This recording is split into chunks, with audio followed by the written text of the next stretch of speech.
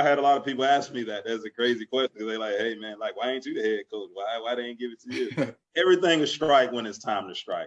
We doing everything they talk about. You know I'm everything a boss about. Not putting work and gotta toss them out. I'm really biting, they just barking out. I'm really riding, they just parking now. His street, what to talk about. See the big H when I'm walking out. Yeah. Yep. Here we go.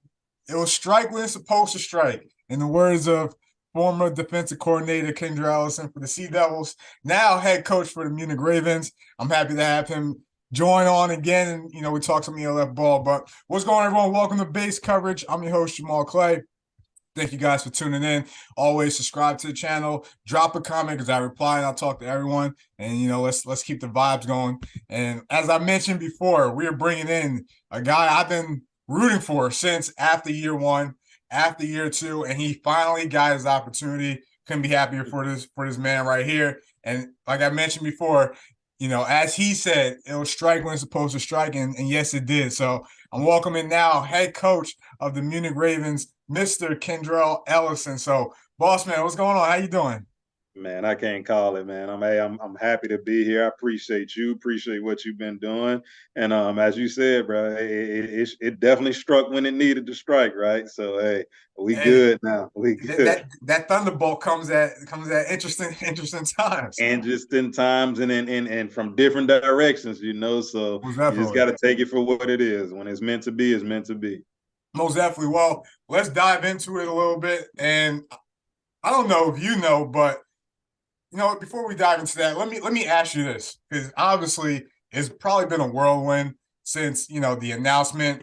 I'm sure the talks, going to Munich, and doing a lot of the as we talked about, kissing babies, shaking hands, having a couple of beers in between. There's been a lot of that. And now, have you had the opportunity to sit back and actually reflect and kind of think about and take it all in terms of, all right, this is now my opportunity. I'm the head coach of the Ravens. Have you had the opportunity to at least take it in now?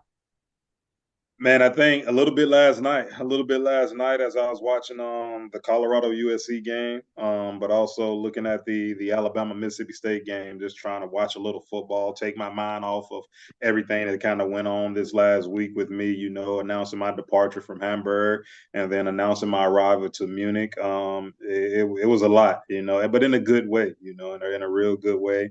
Like I said before, the love and the outpouring of love was crazy, and it was messages. My phone was just going crazy from Facebook to Instagram to WhatsApp, and I'm like, shit, like, hey, I know what Kasim Edebali feel like right now. So you feel me?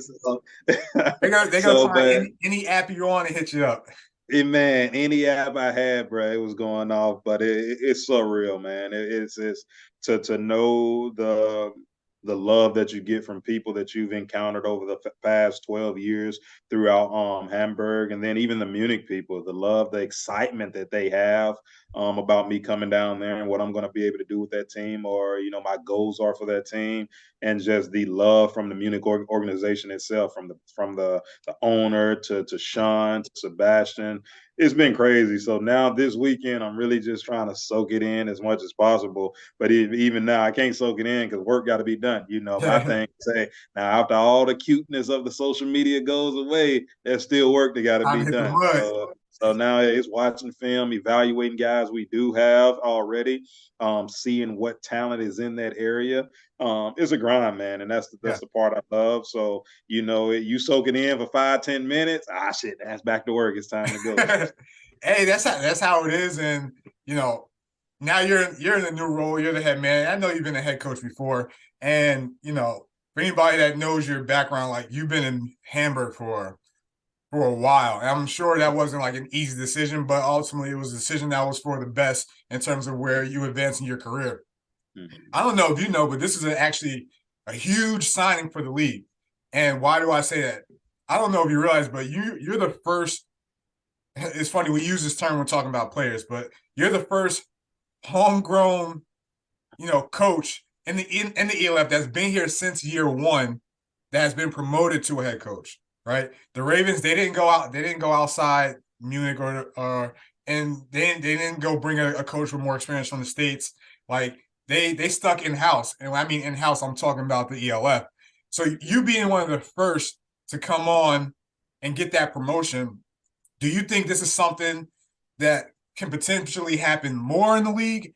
Do you think? I mean, it's something that I definitely want to see. I've been talking about since year two, roughly. Obviously with even Andrew Weininger, he went from head coach from Barcelona to offensive coordinator. But Patrick Winneman, who was on his staff, and there are a couple other guys. Danny Mitchell, who was on the Vikings, guys that I thought maybe would get opportunities like this, but. Mentioned before, it's strike when it's supposed to strike. Do you think we'll see more opportunities like this as long as the league continues to advance and move forward?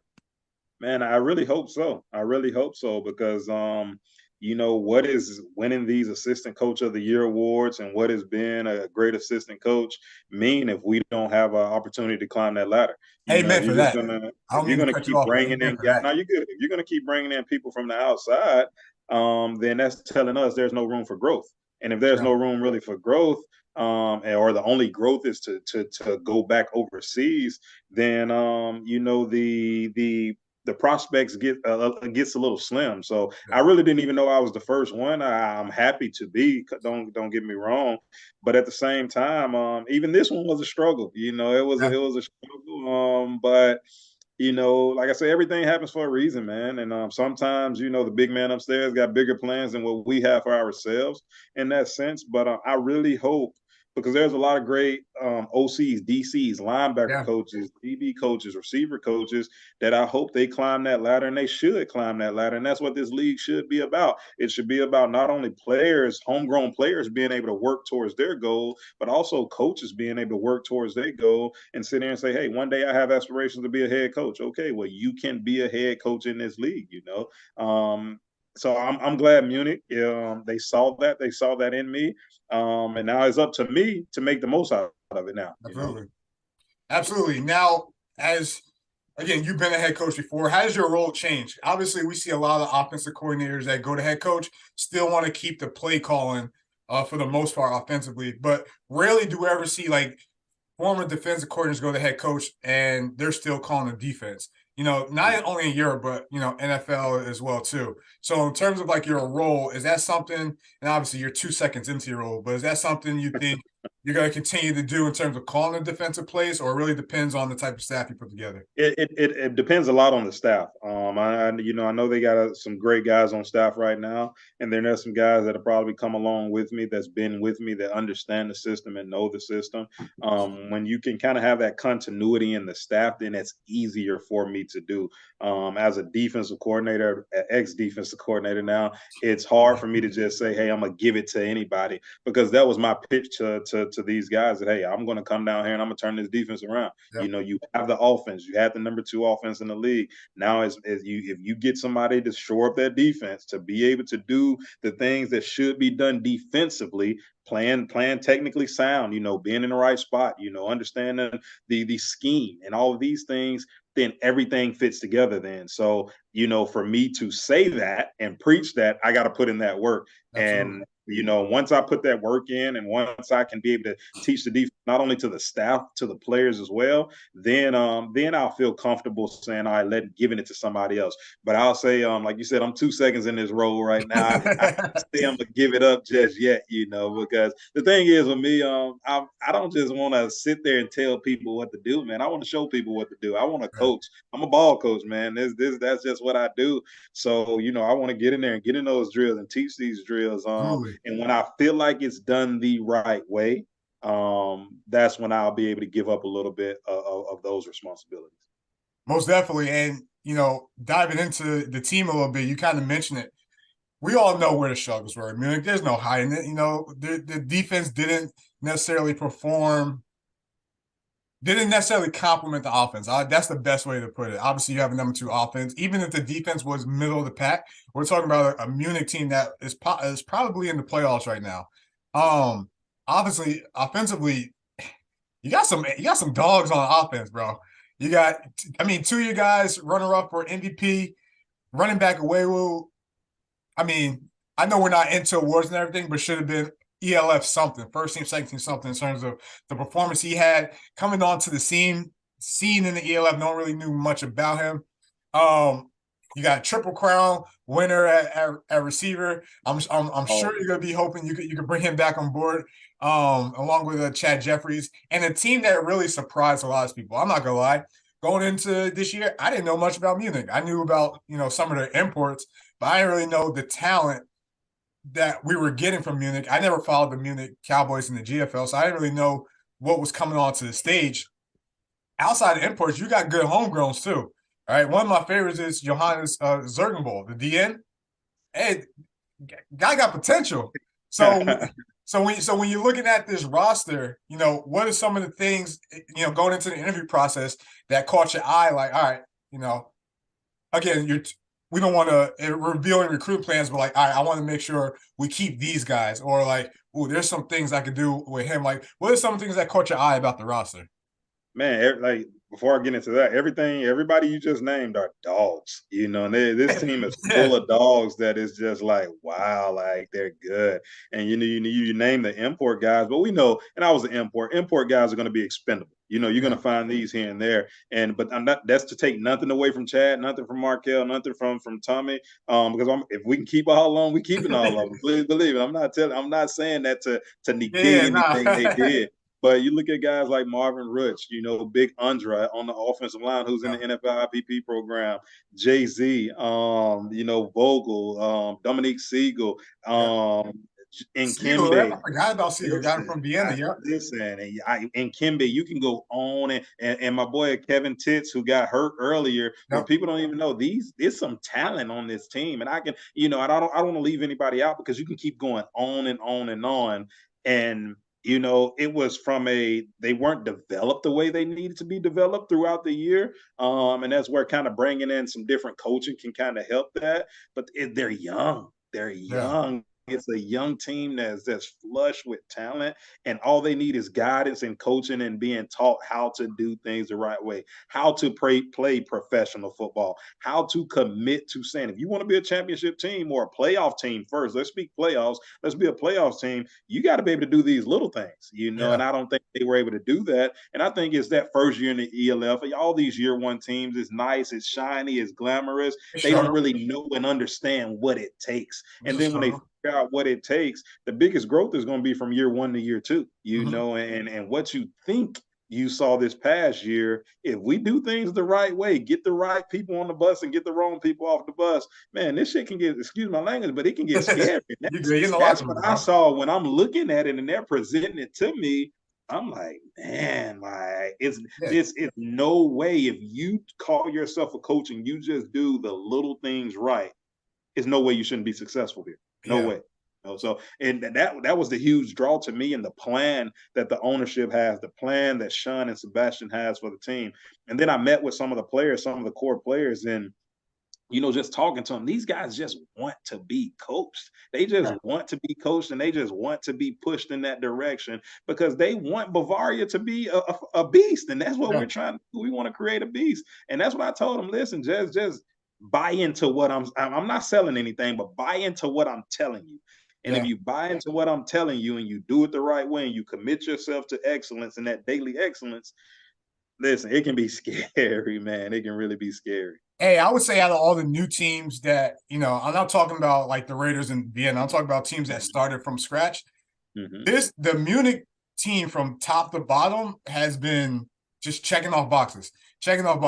Yeah, you got a fan base that probably average about 4,000-ish per game.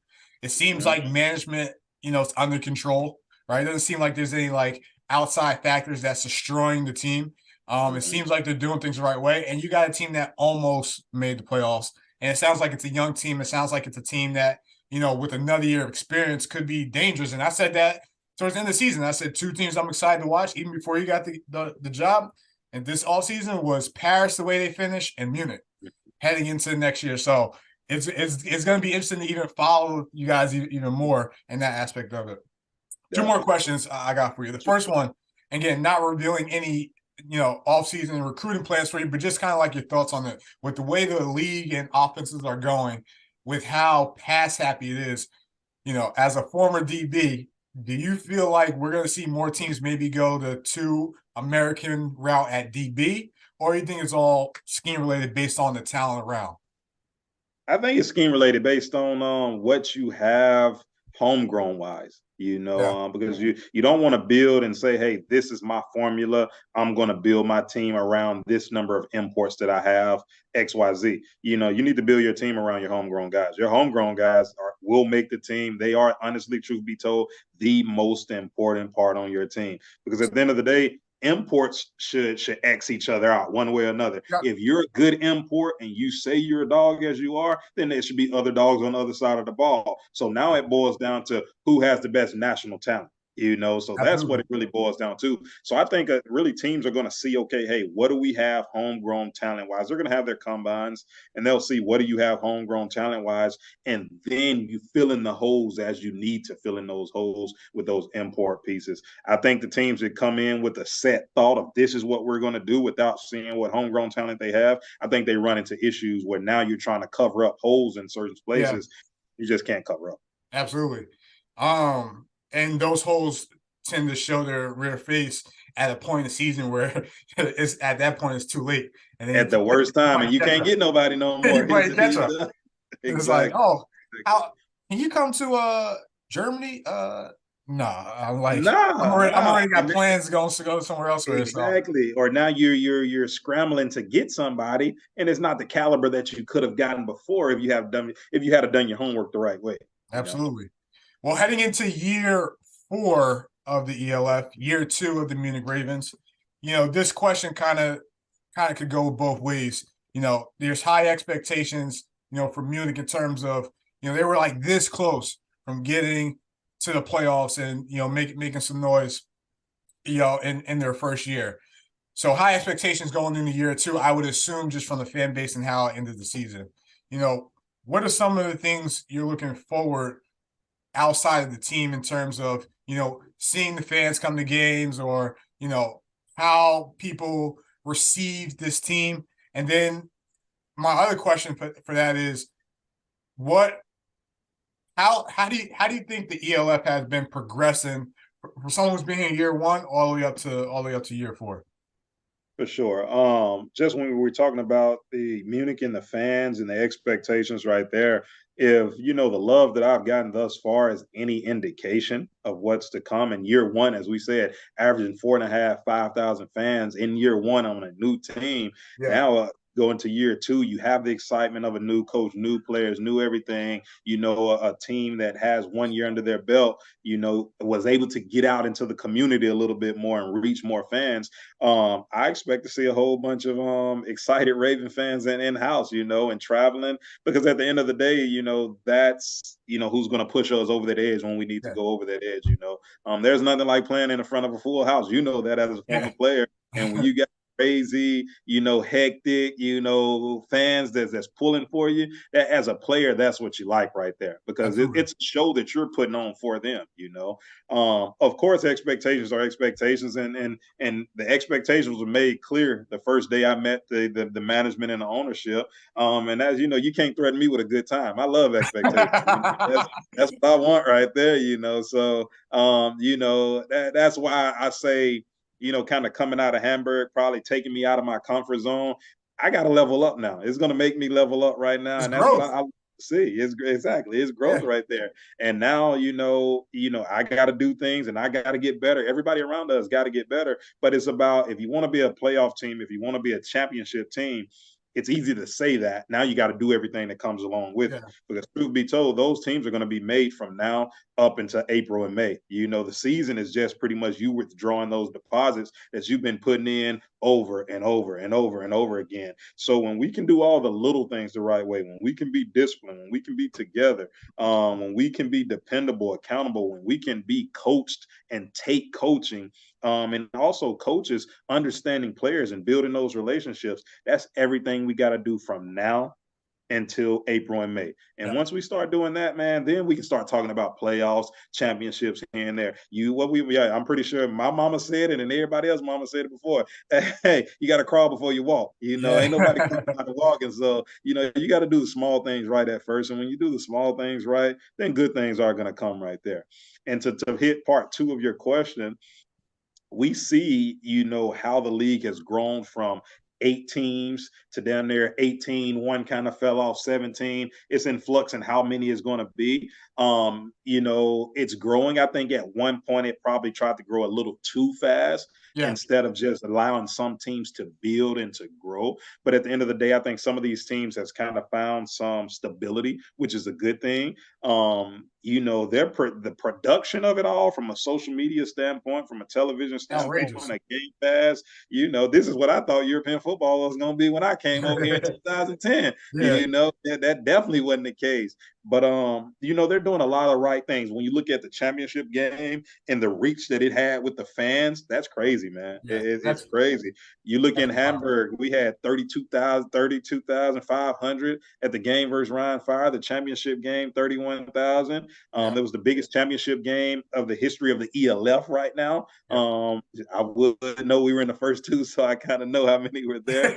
But it's growing, man, and I just want to see the talent continue to grow. I still think the best talent in Europe isn't all in the ELF. There's a lot of great guys playing in the GFL or playing in the AFL or playing in other leagues. And I understand it comes with some import rules. It comes with how many homegrowns you can have.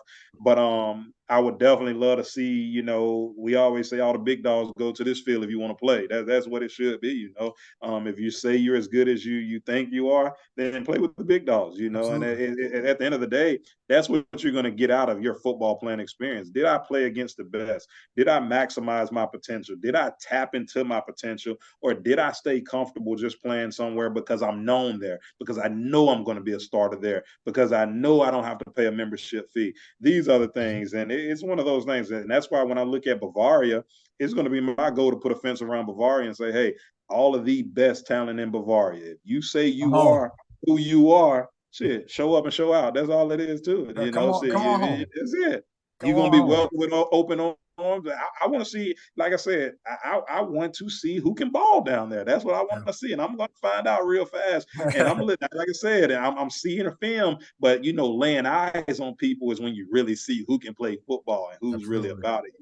So the state of Bavaria is flush with great talent. And it should be no problem finding 55 to 57 homegrown guys that you can sit here and say, hey, these are dogs right here. And if we're able to do that and recruit those dogs, I said something to somebody the other day, should we going to create a Bavarian beast? It's going to get scary, man. So I'm picking my chops for it. It's a lot of work to be done. And I don't want to just sit here and talk about it. I'm all about, hey, I'll show you what I can do. I prove myself. I bet on myself every day of the week and twice on Sundays, so that's what I'm doing. And I'm going to bet on the guys in Bavaria as well. Absolutely. Well, hey, brother, I appreciate you coming on.